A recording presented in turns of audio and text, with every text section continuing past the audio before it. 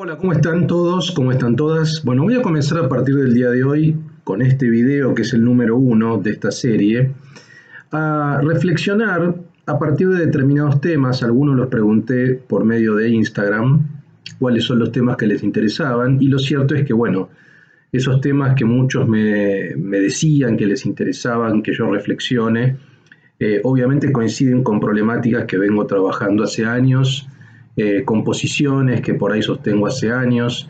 Por eso voy a iniciar a partir de hoy este video, que es el primero, sobre la cuestión de las drogas, ¿no? Vamos a intentar hacerlo de la manera más, no sé cómo llamarlo, si objetivo. No, yo no creo demasiado en la objetividad, pero intentemos que sea de la manera más equilibrada posible. Y a partir de eso daré mi posición personal. Pero antes de plantear mi posición personal, lo que me interesa es hacer como una suerte de revisión de algunos textos, raconto, ¿no? Intentaremos que este video no sea tan largo, pero bueno, tomaré todo el tiempo que sea necesario para llegar a esa posición. Y por eso seleccioné 3 textos, 3 libros, ¿no?, que me parecen que son distintos, pero que cada uno tiene un enfoque necesario. El primer libro que voy a citar y que voy a leer algunos párrafos y que voy a usar como disparador es un libro de Juan Gabriel Tocatlian, que es profesor de la Universidad de Itela. Tengo entendido que es el vicerrector electo. El libro se llama ¿Qué hacer con las drogas?, ¿no? Es un libro que recomiendo fuertemente, que editó Siglo XXI. Se llama ¿Qué hacer con las drogas? Una mirada progresista sobre un tema habitualmente abordado desde el oportunismo político y los intereses creados. Me parece que es excelente el subtítulo. El libro es un libro breve, pero ¿qué tiene este libro? ¿Qué es lo que yo voy a mencionar?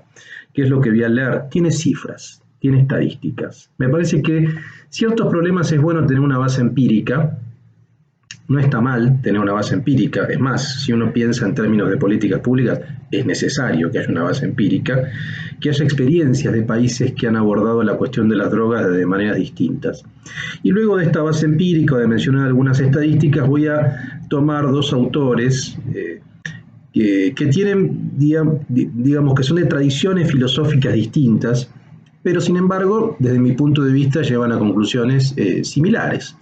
Me estoy refiriendo a Gilles Deleuze, un texto del año 1978 que se llama 2 preguntas sobre la droga, y un libro de Thomas Szasz, un psiquiatra de la tradición liberal, que publicó un libro que se llama Nuestro derecho a las drogas, con prólogo de Antonio Escotado. Los 2 textos, el de Deleuze y el de Szasz, son altamente recomendables. Desde tradiciones distintas, si ustedes quieren una tradición de izquierda, una izquierda libertaria, la de Deleuze, y una tradición liberal, libertaria en algún sentido, la de Thomas Szasz, llegan a conclusiones similares. Pero antes de meterme con Deleuze y con Szasz, quiero leerles, yo marqué acá 3 o 4 párrafos que tienen que ver con estadísticas sobre la cuestión de las drogas. En la página 36 de este libro de Tocatlian dice los datos del fracaso. De acuerdo con la Oficina de Naciones Unidas contra las Drogas y el Delito, existen en todo el mundo unos 246 millones de consumidores de drogas de base natural y sintética. La mayoría de las personas consumen marihuana.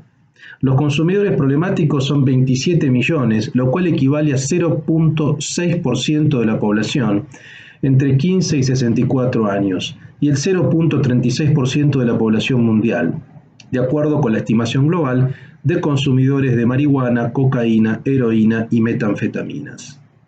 Librar esta guerra contra drogas en función de un problema que atañe al 0.36% de la población mundial parece algo exagerado, en especial cuando se sabe que la reubicación del problema, por ejemplo en el campo de la salud, y la experiencia histórica que aportan casos similares como el alcohol, podrían contribuir a sacarlo del ámbito de las políticas de seguridad.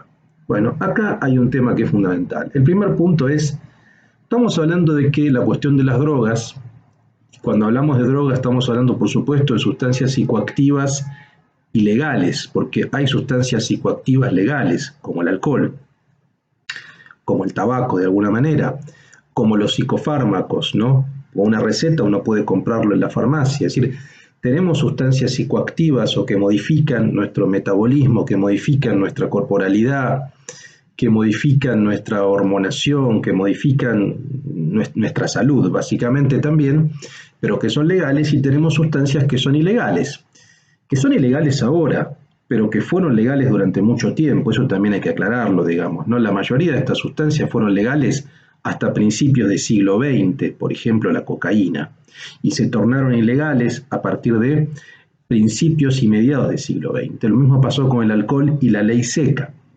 Pero acá, antes de entrar en eso, me interesa primero que dimensionemos el número. El 0,36% de la población mundial está vinculada, consume drogas. 0,36. O sea, para que dimensionemos bien, que no es de ninguna manera una epidemia ni una endemia. Y por otra parte, ese 0,36, que por supuesto igual no es algo minoritario, no hay que desmerecerlo, el problema es de qué manera se enfoca a ese 0,36. ¿Ese 0,36 es el 100% adicto? Ese 0,36, algunos o un porcentaje será adicto, tendrá un problema de dependencia de salud o un problema digamos, que implica cierta seriedad, y otro porcentaje será consumidor recreativo, consumidor social, experimentador, etcétera. Bueno, eso no lo sabemos, son casos particulares. Lo que sí es importante, como dice Tocatlian al final, es de qué manera se encara este problema de ese 0,36%, como un problema que tiene que ver con las políticas de seguridad o con un problema que tiene que ver con las políticas de salud y de derechos.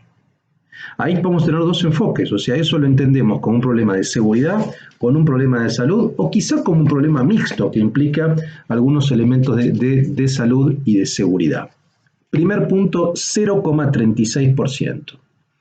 En la página 40 se dice el nuevo contexto, les leo: en el marco general aún vigente de la guerra contra las drogas, algunas experiencias menos punitivas tienden a mostrar éxitos.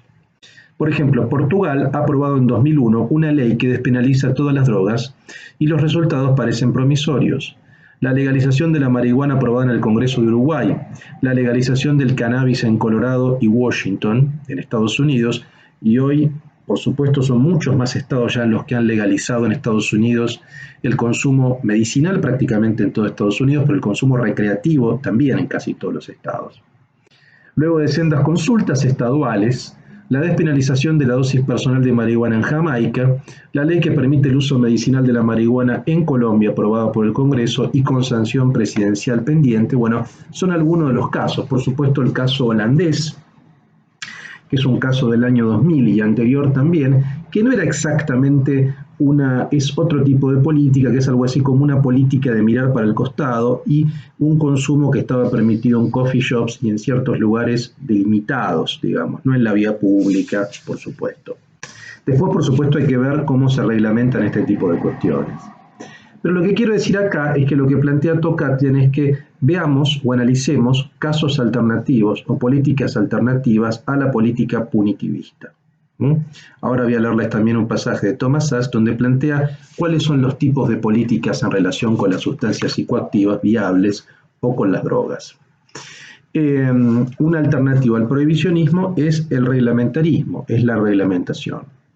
En la página 101 dice Tocatlian: desde el ángulo de una perspectiva alternativa se retoman los mismos ejes pero con otra clave de lectura e interpretación.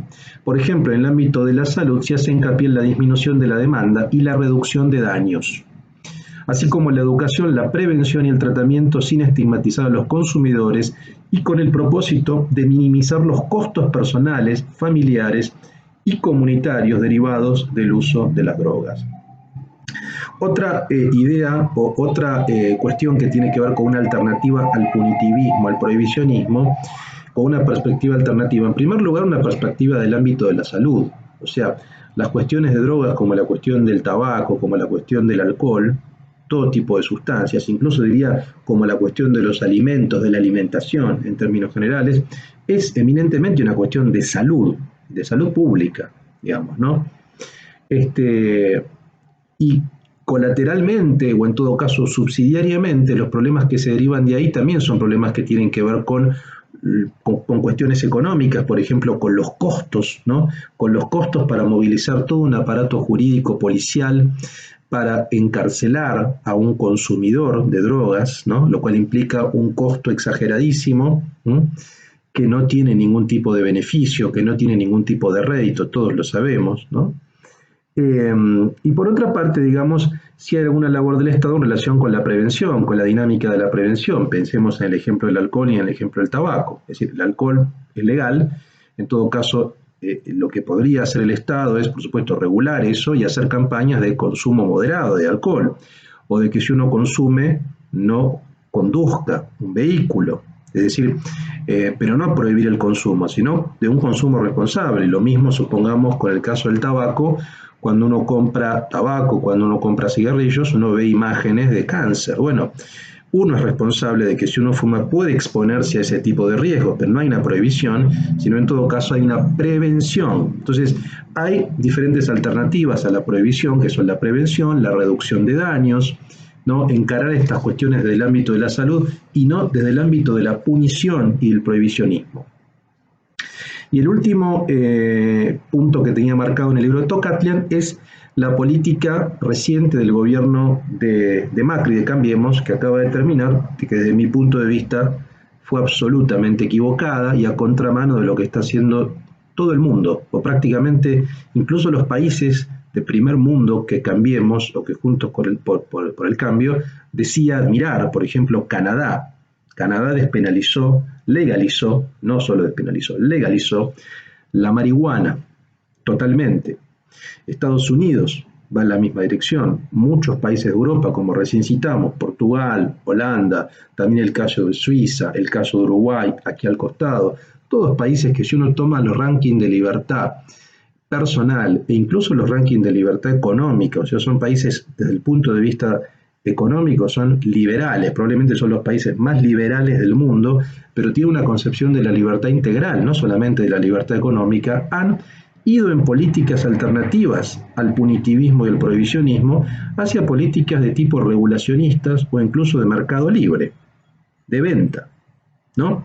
Entonces, ¿cómo el gobierno de Cambiemos, que de alguna manera se planteaba un horizonte más liberal, desde el punto de vista de sus políticas en relación con las drogas, fue no solamente ultraconservador y reaccionario y punitivista, sino atrasado, completamente a contramano de lo que esos países liberales y progresistas en este aspecto marcan?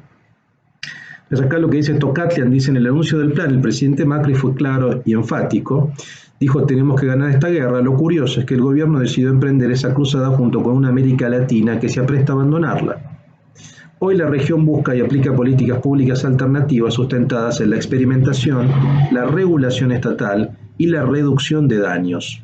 En el marco de esta discrepancia, algunos elementos de Argentina sin narcotráfico merecen atención. Bueno, este es el punto, digamos, ¿no? Cómo fuimos completamente a contramano respecto de, no solamente de nuestra región, sino del mundo en general, incluso de ese mundo que decía admirar el gobierno de Cambiemos. Bueno, ahí fue completamente contradictorio, probablemente por una base electoral conservadora, que era la mayoría de votantes de Cambiemos, pero realmente si miramos a Canadá o miramos a Estados Unidos, ciertos estados de Estados Unidos, personalmente dos países que yo admiro mucho, fueron en la dirección absolutamente opuesta, absolutamente opuesta.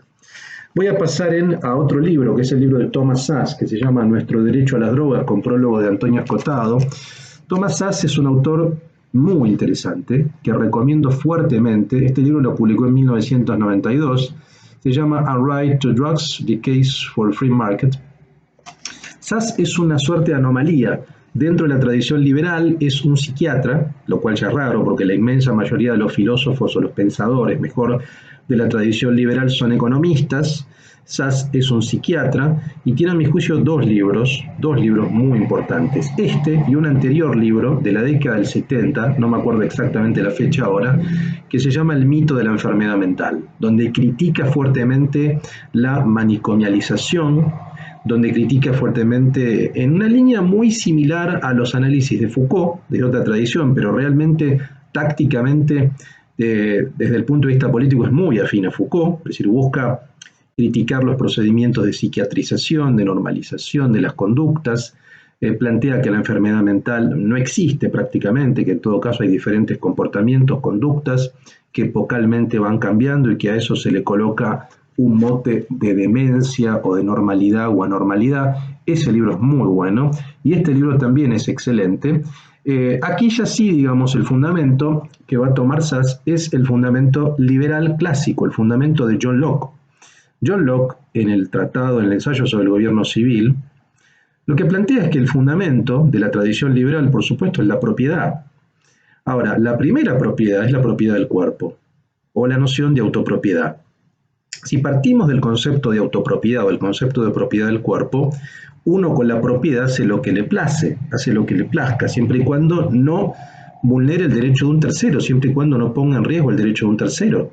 Por lo tanto, si mi cuerpo, desde el punto de vista lógico, es mi propiedad primigenia, mi autopropiedad, yo puedo hacer con él lo que quiero. Por lo tanto, yo puedo tener prácticas sexuales consensuadas con quien quiera. Por lo tanto, yo puedo ingerir alimentos, sustancias psicoactivas, alcohol, fumar, bajo mi responsabilidad, yo me expongo a eso. Y por lo tanto es inmoral e ilegal que el Estado intervenga en eso, porque estaría vulnerando la soberanía que yo tengo sobre mi propiedad primigenia, que es mi cuerpo. A eso lo va a llamar Thomas Sass estatismo químico. Entonces, lo que dice Thomas Sass en la página 54, dice la política reformista sobre drogas. Dice, resumiré cada postura y las estrategias. Hay 3 estrategias, dice Thomas Sass, en relación con las drogas. La primera se llama criminalizadora, la segunda legalizadora y la tercera partidaria del mercado libre. La primera, que es la criminalizadora, es la que conocemos en la Argentina, la que conocemos en prácticamente todavía una gran mayoría de países, que básicamente lo que plantean es que hay que tener políticas punitivas, políticas de prohibición. ¿Qué es lo que dice Sass? Dice, criminalizadoras desean más bebés del crack, esa es la pregunta retórica que se hace, mantienen las sustancias del tipo 3 en la categoría 3, aplican la categoría, bueno, esto es una categorización interna del libro que no quiero entrar ahora, dice los delincuentes son tanto criminales como pacientes que deben ser castigados y también tratados coactivamente. Es decir, lo que dice Sass es que quien consume sustancias psicoactivas es visto obviamente como un criminal, si está penada. Lo mismo sucedía, por ejemplo, con el homosexual, digamos, que era un criminal, digamos, ¿no? Al descriminalizar la homosexualidad, el homosexual deja de ser, entre comillas, un criminal. Lo mismo sucede con las sustancias psicoactivas, digo, con quien consume drogas, quien consume sustancias psicoactivas es un criminal en tanto y en cuanto esa sustancia sea ilegal. Lo cual pensemos un segundo, incluso con sentido común, el absurdo de eso, ¿no? Hay otro pensador de la tradición liberal que se llama Murray Rothbard, que desarrolla un concepto en el Manifiesto Libertario que es crímenes sin víctimas. Si decimos que un homosexual es un criminal, si decimos que un consumidor de drogas es un criminal, ¿cuál es la víctima de ese crimen? Pensemos por un segundo, ¿cuál es la víctima de ese crimen? Ninguna.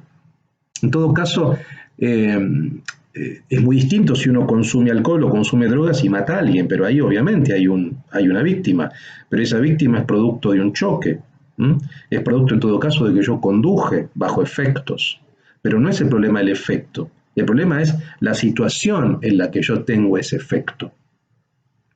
Entonces, lo que van a decir, lo que plantea Thomas Sass, también lo que plantea Rothbard, si ustedes quieren, y otros filósofos de la tradición liberal, Milton Friedman también piensa lo mismo, es que en primer lugar no debe haber ningún tipo de punición ni prohibición porque se está vulnerando el principio de autopropiedad del cuerpo. Y en segundo, hay otro nivel que tiene que ver también, y que los liberales, que son muchos de ellos tan economicistas y les preocupa tanto el gasto público, pensemos también en la cantidad de gasto en todo el aparato, en poner en funcionamiento un aparato represivo, jurídico, punitivo, policial, para encarcelar a un chico que fuma un cigarrillo de marihuana.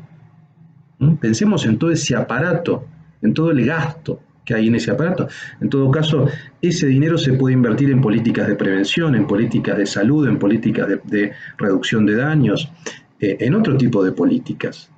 Sin decir, obviamente, la obviedad que todo el mundo ya sabe, que con una política legalizadora, regularizadora o de mercado libre, el narcotráfico se disuelve. que por supuesto en gran medida las redes de narcotráfico, los cárteles están asociados a estados, por eso también es difícil la legalización, porque los propios estados, los propios países, la propia policía, el propio poder judicial, son socios de los cárteles de droga. Entonces, si vamos hacia una política de legalización, una política de regulación, después hay que ver específicamente qué modelo, pero en definitiva políticas alternativas no punitivistas, sea de mercado libre, sea de regulación estatal, pero no punitivas, ¿no? Todo ese negocio se desmantela y también es un negocio que pierde la corrupción estatal, por eso también es tan difícil. Primer punto, las políticas criminalizadoras. El segundo punto, esta es la política de punición. Hay dos políticas más que son las legalizadoras y partidarias del mercado libre. Las legalizadoras, dice, la guerra contra las drogas no puede ganarse, ¿no? Retiran determinadas sustancias del tipo 3, transfieren, bueno, acá esto es muy específico, lo que dice Thomas Szasz es quienes abusan de las drogas son enfermos y deben ser tratados coactivamente en programas respaldados por el gobierno. Bueno, hace una división entre adictos y consumidores sociales o experimentadores o lo que sea. Pero este tipo de política, la legalizadora, es más bien la que tendría lo que hoy también se podría llamar como una política regulacionista. Es decir, el Estado regula, en algunos casos el Estado produce también la sustancia, la comercializa, la distribuye. Ese sería el caso de los conocidos hoy, el caso uruguayo. Es decir, el Estado se hace cargo de la producción, de la comercialización, los consumidores deben registrarse, por supuesto hay una dosis permitida, si uno tiene más de esa dosis, sí hay un problema legal, ¿no? Hay una cantidad de gramos o de lo que sea que uno puede comprar que está permitido, más allá de eso está prohibido, se puede comprar en ciertas farmacias o ciertos lugares habilitados, pero el control es del Estado. Se sale de la punición, se sale del prohibicionismo y el control del Estado. Y otro modelo, que quizás es el modelo más canadiense o el modelo del Estado de Colorado en Estados Unidos, ¿no? Que ella directamente es partidaria del libre mercado, ¿no? Que es básicamente lo que se plantea es que el uso de drogas es una elección personal, no es un crimen, ¿no? En todo caso puede ser un vicio, depende del punto de vista moral que tenga cada uno, pero la moralidad es un asunto personal, no es un asunto estatal, desde mi punto de vista. En todo caso será un vicio, ¿no? Y en algunos casos puede ser una adicción o una enfermedad, y en ese caso debería ser tratada esa persona para su mejoramiento, digamos. Pero el tercer elemento sería la partidaria del libre mercado. La partidaria del libre mercado, que sería, bueno, no es el Estado el que produce, en todo caso el Estado fija la regla de juego, cuáles son las condiciones de producción, cuáles son las condiciones de venta, como cualquier producto. Es decir, hay un mercado que está regulado en el sentido de que hay una ley que determina las condiciones de competencia, etcétera, pero los productores son privados, hay shops donde se puede vender, esto sucede en Estados Unidos, los que hayan ido a California pueden ver locales de cannabis, ¿no? Donde se puede comprar cannabis recreativo. Lo mismo que el alcohol, digo, uno tiene que tener arriba de 18 años, bueno, con ciertas regulaciones lógicas, digamos, ¿no? Pero estas serían las tres instancias, la criminalizadora, la legalizadora, más estatal, y la de mercado libre, donde el Estado fija la regla de juego, pero la producción va a ser básicamente privada, ¿no? Privada. Hay otro punto que yo marqué del texto de Thomas Szasz en la página 92 que me parece muy interesante, que él lo llama paternalismo terapéutico, que también se asemeja al estatismo químico. Dice, bueno, está hablando de las primeras décadas del siglo XX, de la prohibición del alcohol, de la ley seca, también de la prohibición de ciertos alimentos, etcétera. También de la prohibición en el siglo XIX de la obscenidad. Esto se parece mucho también a la cuestión de la pornografía, digamos, ¿no? La producción de la prohibición, por ejemplo, de material obsceno. ¿Qué es obsceno? De material pornográfico. Eso lo voy a tratar en un próximo video en relación con el trabajo sexual también. Pero dice Thomas Szasz, a medida que decrecía al respecto el derecho a las drogas, se incrementaba el entusiasmo por los controles sobre drogas. Tanto la derecha como la izquierda abrazaron el proteccionismo. La izquierda, intoxicada por el anticapitalismo, descubrió que el alcoholismo era una enfermedad causada por el libre mercado. En su mitin anual de 1912, el Partido Socialista Americano aprobó una proposición sobre la cuestión del licor, donde afirmaba que el alcoholismo es una enfermedad cuya principal causa es el capitalismo. La derecha, intoxicada con la religión, afirmó sin ambajes que el alcoholismo era pecado. Entonces tenemos, por un lado, esto también es algo bastante sabido, la izquierda, cierta tradición de izquierda puritana, yo diría la izquierda previa al 68, previa a la contracultura, y después también en ciertos países, pero ahí ya empezó a modificar cierto acercamiento, consideraba, por ejemplo, que la homosexualidad era un vicio burgués, el alcoholismo y las drogas, también el consumo de drogas, tenían que ver con una suerte de desviación burguesa, de cierta vida hedonista, libertina propia del capitalismo. Y la derecha, por su parte, también estaba a favor, digo, de la prohibición, a favor del punitivismo, pero ya por una mirada puritana, por una mirada religiosa, por una mirada conservadora, de un estilo de vida monogámico, familiarista. Pero tanto izquierda como derecha, esto también es algo ya sabido, mantenían un esquema punitivista, prohibicionista, tácticamente confluían en esa posición. Bueno, el libro yo se lo recomiendo, por supuesto, Thomas Szasz, Nuestro Derecho a las Drogas, es un texto con mucha data y mucho material. Y por último, para cerrar, dije que no me iba a extender y me estoy extendiendo, pero bueno, necesito el tiempo para desarrollarlo. Les quiero leer un breve párrafo de este libro, de este texto, este artículo de Gilles Deleuze, que se llama Dos preguntas sobre la droga, que formó parte de una antología que se editó en 1978, donde escribió, por ejemplo, François Jatelet, escribió también Guattari, escribió, otros autores, de un texto que se llama Une question de la toxicomanie, ¿no? Sobre la toxicomanía, y que además intentaba Deleuze también responder, esto lo hizo en otras entrevistas, a ciertas acusaciones que se le hicieron después de la edición del Antiedipo. El Antiedipo fue visto como un libro por la derecha reaccionaria y por la izquierda puritana, moralista, como un libro que alentaba la experimentación con sustancias, a la experimentación en los modos de vida alternativos, y se lo veía, algunos lo vieron incluso como un libro que alentaba la irresponsabilidad, ese tipo de cosas. Deleuze responde de alguna manera algunas acusaciones, pero lo hace de una manera muy sutil, ¿no? El texto es un texto muy breve, de 2 páginas, y les quiero leer básicamente esta parte. Dice: él está hablando de una dicotomía en el consumo de sustancias psicoactivas entre una parte positiva, que hay que decirla también, porque me parece que no hay que ser careta, ¿no? Si las sustancias y el alcohol tienen muchos adeptos, es porque hay una cuestión de modificación en la percepción, de experimentación vital, ¿no? De cambio en la subjetividad, que es interesante. El problema, dice Deleuze, es cuando la experimentación vital se transforma en lo que él llama una empresa mortífera. Ese es el problema, digamos, ¿no? Cuando podemos hablar bien de la experimentación o de las modificaciones de la percepción, pero después terminamos hablando de adicción, como de la vida o del vitalismo terminamos en un mortalismo.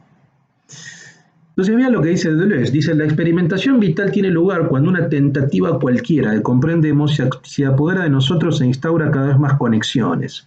Nos abre otras conexiones. Esta experimentación puede implicar una especie de autodestrucción. Puede utilizar productos auxiliares como el tabaco, el alcohol, las drogas. No es una tentativa suicida mientras el flujo destructivo no se vuelva sobre sí mismo, sino que sirve para la conjugación de diferentes flujos, sean los riesgos cuales sean. La empresa suicida, al contrario, ocurre cuando todo se vuelca sobre ese único flujo. Mi dosis, mi sesión, mi vaso. Eso es lo contrario de la conexión, es la desconexión desorganizada. Todo se vuelca, dice un poco más adelante, sobre una leña mortecina suicida, con 2 segmentos alternativos. Es lo contrario de las conexiones, de las líneas múltiples entremezcladas. Es decir, lo que él dice, mientras haya agenciamiento, mientras esas líneas de fuga, lo que él llama las líneas de fuga, etcétera, nos vayan abriendo el horizonte de la percepción, vayan modificando nuestra subjetividad y no nos cierren sobre nosotros mismos, él lo ve como algo positivo. El problema es cuando efectivamente esa línea se cierra sobre sí mismo, y cuando nos cerramos sobre nosotros mismos, ahí sí entramos en lo que llama la empresa mortífera, que es la adicción, la dependencia. Si yo preciso mi vaso de alcohol, mi dosis diaria, si no puedo vivir con eso, sí, soy un dependiente, sí, no hay nada libre en eso, y hay que decirlo con claridad, y sí necesito algún tipo de ayuda, porque absolutamente no soy una persona libre. No soy una persona libre de ninguna manera. ¿no? Entonces, ahí lo dice Deleuze: narcisismo, autoritarismo de los drogadictos, chantaje y veneno se unen a los neuróticos en su empresa de joder al mundo, de extender su contagio y de imponer su caso. En suma, la misma empresa del psicoanálisis como droga menor.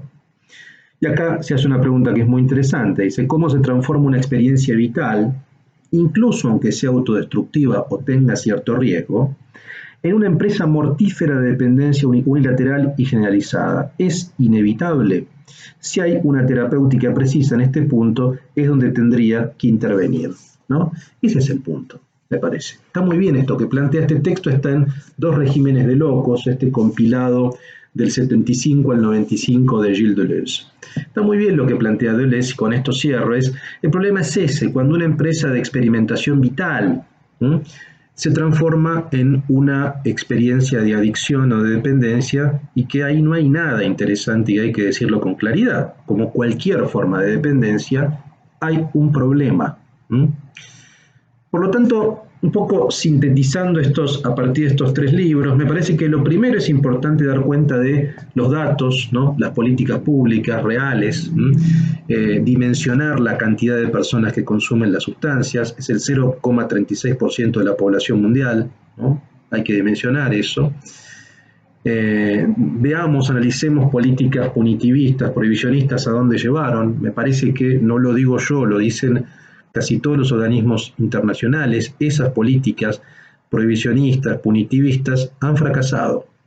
Han fracasado. Por algo, los países, ya países importantes que están dentro del G20, del G7, ¿no? Canadá, Estados Unidos, han intentado o están desarrollando hoy concretamente políticas alternativas al prohibicionismo, sean regulacionistas más estatales, sean más de mercado libre.